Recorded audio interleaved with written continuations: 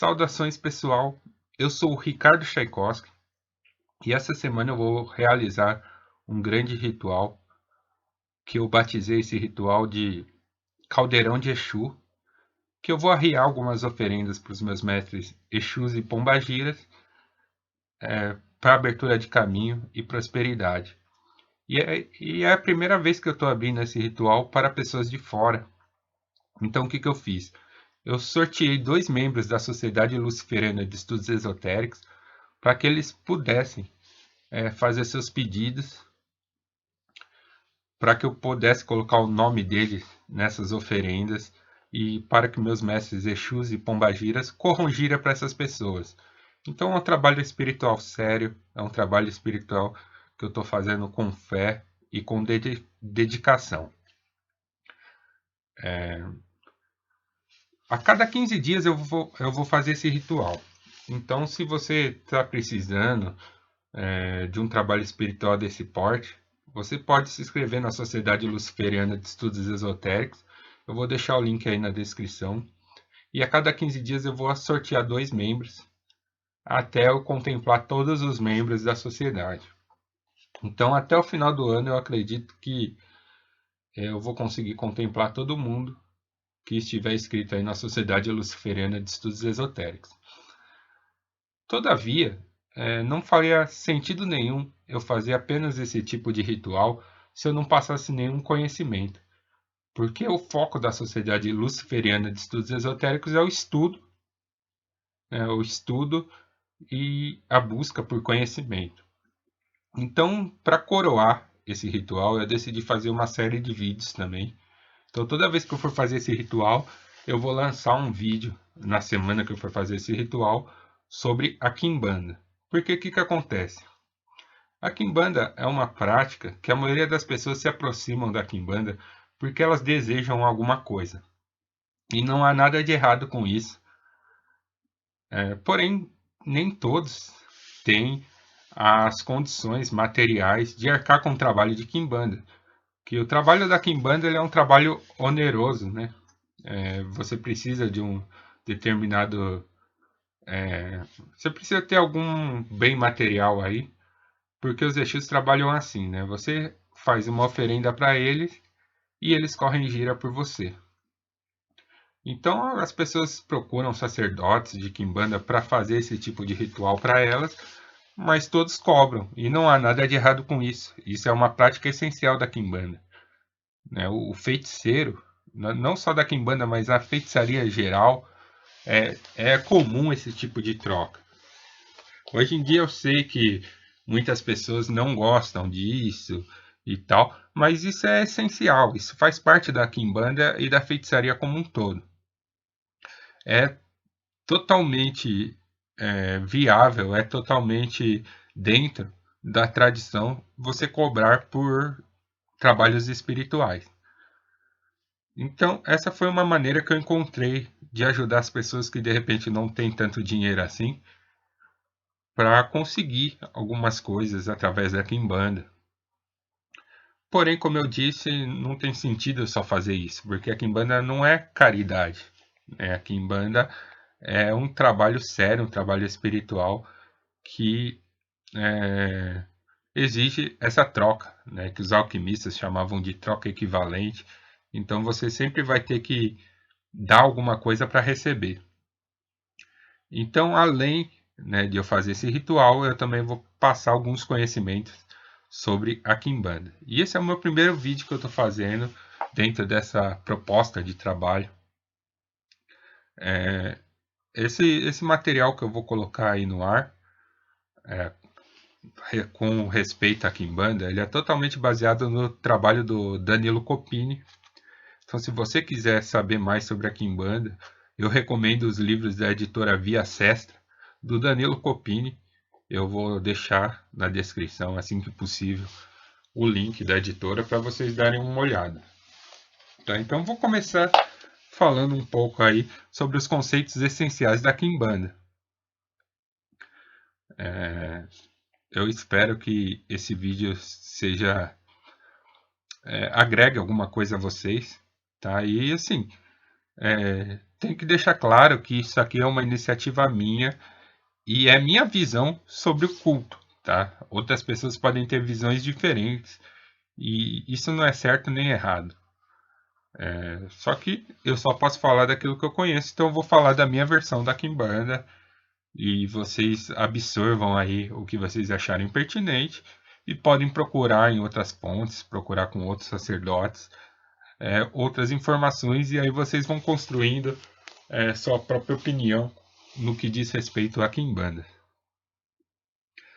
Nós temos que entender que a diversidade cultural ela é parte integrante da Kimbanda brasileira. Então, assim, pode existir muitas diferenças entre um local e outro, entre o terreiro e outro, entre um templo e outro. É normal isso acontecer, porque a Kimbanda ela não é codificada, ela não é uma tradição que tem um livro canônico, que todos seguem aquele livro, tal qual as religiões monoteístas que têm seus livros sagrados. A Kimbanda não tem um livro sagrado. A Kimbanda ela é uma prática espiritual que é passada de boca a ouvido, de mestre a discípulo, né? E cada mestre passa esse tipo de conhecimento de acordo com a sua bagagem cultural. Então é normal que você encontre diferenças de terreiro para terreiro. Muitas pessoas, quando chegam nas religiões de matriz africana, influenciados aí por toda. Porque nosso conceito de religião, por mais que você não seja cristão, é totalmente focado no cristianismo, né? Então, todas as pessoas elas usam como referência o cristianismo e as religiões cristãs como base para julgar as outras religiões. Mas na Kimbanda isso não faz muito sentido, porque eu falei, né? Ela não é codificada. Então, cada pessoa, cada templo, cada sacerdote tem sua maneira de, de propagar o culto. Entretanto, existem alguns pontos em comum, sim. Né? Existem as diferenças e existem as igualdades. Então, toda vez que você for analisar uma prática espiritual dentro de uma religião de matriz africana, você tem que ter a mente aberta e tem que procurar entender por que determinado sacerdote está passando aquela coisa daquele jeito. Tá? Então, assim, menos julgamento e mais prestar atenção, porque aí você vai começar a ter uma ideia geral do que é o culto. Tá? Então, assim, não existe certo ou errado, pois são maneiras diferentes de interpretar uma mesma coisa. Mas para entender corretamente o fenômeno da Kimbanda, é necessário ter em mente 4 conceitos básicos. E o primeiro deles é o conceito de gnose. Gnose é uma palavra que deriva do grego e significa alguma coisa como conhecimento. Essa palavra ela possui diversas interpretações que podem ser sintetizadas da seguinte maneira: gnose é o conhecimento advindo da sensibilidade, da comunhão e das experiências internas que potencializam as revelações vindas do próprio astral. Elas retiram do homem a ignorância e a cegueira que é inerente ao invólucro material, ao corpo físico. Então, por nós estarmos no corpo físico, nossa visão sempre vai ser limitada, porque o corpo físico, tudo que é físico, tudo que é material, ele pressupõe uma limitação. Então, tudo que é manifesto no plano físico, ele tem uma determinada limitação, porque o plano físico é o plano do espaço. Né? O plano do espaço, é um plano espacial. Então, sempre quando a gente se referir ao plano material, ao plano físico, nós estamos falando de limitação. Né? O outro conceito básico que você tem que ter para entender a Kimbanda é o conceito de sabedoria. A sabedoria também é outra palavra derivada do grego e ela pode ser sintetizada como a soma da inteligência, da paciência e da prudência. Um homem sábio é aquele que executa os atos com total amparo de sua experiência, sabendo respeitar a opinião alheia.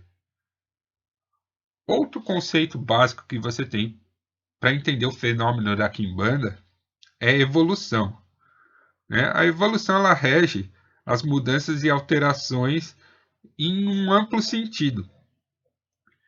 E ela está sempre conectada a um ciclo e a uma população determinada, né? Então, a evolução ela é muito ligada ao conceito de gerações, né, que são as transformações ocorridas gradativamente através do tempo.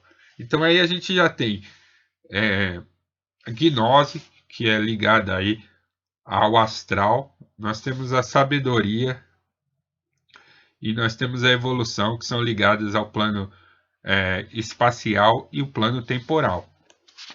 Então já temos aí 3 conceitos básicos para você entender a Kimbanda. E o último conceito, que é um dos mais importantes, não que os outros não sejam, porque na verdade todos eles têm que ser trabalhados ao mesmo tempo para você entender o que é realmente a Kimbanda, é a prática, né? Que é o estudo teórico e filosófico dos conceitos sagrados e sua execução ritualística, né? Esotérica e esotérica com X, das religiões e dos cultos. Então a prática é fundamental. Não adianta nada você ter uma bagagem teórica plena, não adianta nada você pegar os livros do Danilo Copini e decorar todos esses livros e não ter uma aplicação prática. Então todos esses conceitos que nós estamos trabalhando, eles têm que ter uma aplicação prática. Então você não pode ficar só no ramo teórico. Você tem que executar essas práticas para realmente você entender o que é a Kimbanda. Então, esses conceitos eles dão amparo à busca da suprema verdade, que é aí o mote da nossa sociedade, né? Nós estamos sempre buscando a verdade suprema, embora talvez nós nunca a encontremos, porque a verdade ela está ligada muito a fatores por nós estarmos encarnados, ela também é limitada pelo plano físico, ela também é limitada pelo tempo e espaço. Tá? Então, a verdade suprema, a verdade idealizada, que muito se fala em religiões do caminho da mão direita, para a gente da mão esquerda, ela sempre é uma verdade relativa. Então você nunca vai ter a verdade suprema, pelo menos enquanto você estiver encarnado, né? Você sempre vai estar aí preso às suas próprias limitações mentais, espirituais, materiais, ideológicas. Então você sempre vai ter essa limitação. A gnose ela faz com que cada indivíduo tenha sua própria concepção e individualize o entendimento. Então, aplicando esse conhecimento de formas aí diversas, de uma forma aí voltada para evolução, né, para você não ficar estagnado. Então, esse é o conceito primordial de Exu. O princípio da existência individualizada, do dinamismo e da construção, ele simboliza o ritmo da evolução. Então, para vocês entenderem bem, Exu ele é aquele que te dá o caminho. Ele é aquele que coloca as energias e as forças em movimento. Exu é movimento. Exu ele é movimento. Então, assim, toda vez que você está falando de Kimbanda, você nunca pode falar de uma força estática. Então você nunca pode pensar que você sabe tudo sobre a Kimbanda, porque a Kimbanda está em constante evolução. E isso também requer um pouco de humildade, né? Humildade é uma palavra que ela foi muito mal interpretada aí por causa de conceitos religiosos. Mas a humildade nada mais é do que você se colocar no seu devido lugar. É você saber das suas limitações, de tudo isso que eu tenho falado para vocês agora. Você tem que saber das suas limitações, saber que você é limitado pelo tempo e pelo espaço e que a sua própria Constituição, ela tem um limite. Você não é onipotente, né? Então, a humildade ela requer que você saiba seu papel no mundo, né? E a Kimbanda é, ela tá conectada com todos esses pontos de vista. Então, nos dias atuais, o que aconteceu? A Kimbanda ela absorveu muito conhecimento acerca de magia cerimonial, de goécia, de demonologia, magia draconiana, cabala judaica, cabala luciferiana, luciferianismo, mineralogia, herbologia, dentre inúmeros conhecimentos de vários segmentos. Então, a Kimbanda ela foi absorvendo, ela foi pegando conceitos de várias religiões, de várias filosofias e foi sendo moldado. O Brasil é um país altamente sincrético e nós não podemos nunca esquecer que nós estamos na era da informação e novos conceitos estão sempre sendo trabalhados. E alguns desses conceitos eles são absorvidos pela Kimbanda, outros são totalmente são descartados, tá bom? Então, é, é isso aí que eu teria para falar para vocês agora sobre a Kimbanda. Eu comecei por esse tema porque é muito comum você ler na internet, você ler por aí, isso é Kimbanda, isso não é Kimbanda. E na verdade isso é uma besteira, né? Porque o que é? Se está funcionando para os praticantes daquela vertente, se eles encontram alguma verdade naquele conhecimento, então é válido para eles. E não cabe quem está de fora julgar. Eu sei que essa é uma opinião polêmica. Hoje em dia no Brasil as opiniões são muito polarizadas, são muito 880. Ou é assim ou não é assim. Porém na Kimbanda nunca foi assim. Tá? Os primeiros feiticeiros que vieram para o Brasil, eles trocaram um enorme conhecimento. Os feiticeiros ibéricos conversaram com os feiticeiros africanos, que absorveram da feitiçaria indígena. Então, tudo isso fez o escopo de conhecimento da Kimbanda. Só que o conhecimento humano ele também vai evoluindo e é natural que novos conceitos também sejam agregados a esse culto. Então a Kimbanda é dinâmica e envolve esses 4 fatores que eu acabei de falar para vocês. Tá? Esse é o meu primeiro vídeo sobre Kimbanda. Espero que tenha ficado claro. Mas se não ficou claro, eu vou fazer mais vídeos sobre o tema e vou esmiuçar melhor esse conhecimento que eu estou passando para vocês. Mas por enquanto é isso aí. Tá? Essa semana então vou fazer o caldeirão de Exu aí para os 2 membros. E se você quiser participar do próximo daqui 15 dias, se inscreve aí na Sociedade Luciferiana de Estudos Esotéricos. Pode ser qualquer pacote, tá? Qualquer apoio. Né? O apoio mínimo aí que a gente tem é R$ 10. Então eu acho que é bem interessante se você quiser participar.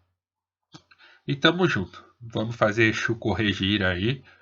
E vamos mostrar aí a feitiçaria, o poder da feitiçaria e da magia brasileira. Eu sou Ricardo Tchaikovsky. Força e honra.